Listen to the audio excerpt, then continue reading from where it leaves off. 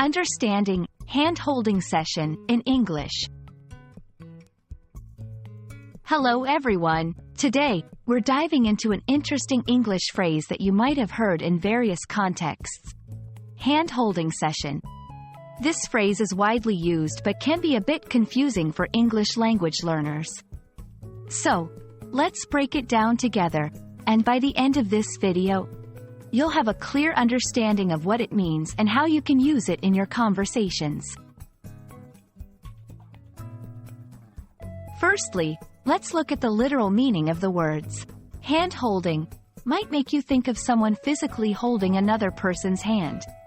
This action usually represents support, guidance, or companionship. It's something we see between parents and children, friends, or couples as a sign of affection or assistance. However, when we talk about a hand-holding session in an educational or professional context, we're referring to a figurative meaning. This phrase is often used to describe a situation where someone is given extra guidance, support, or detailed instructions on how to do something. It implies that the person receiving the hand-holding needs more help than usual to understand or complete a task. Understanding when and how to use this phrase is crucial.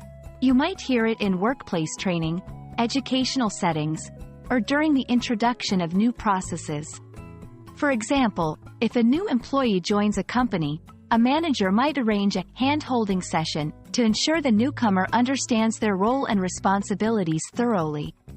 It's important to note that while the phrase is generally positive, indicating support and attention, it can sometimes be viewed as overly protective or suggesting that someone cannot work independently.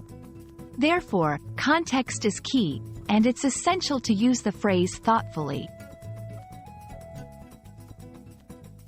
Let's see some examples to clarify further. We have scheduled a hand-holding session for the new software update next week. As a mentor, I believe in hand-holding sessions to ensure my mentees fully grasp the concepts. And that wraps up our exploration of the phrase, hand-holding session.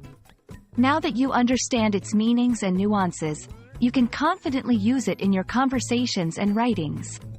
Whether you're offering support or receiving it, remember that learning and growth are all about navigating challenges together. We hope this video has been helpful and enlightening. Happy learning, and see you in our next video.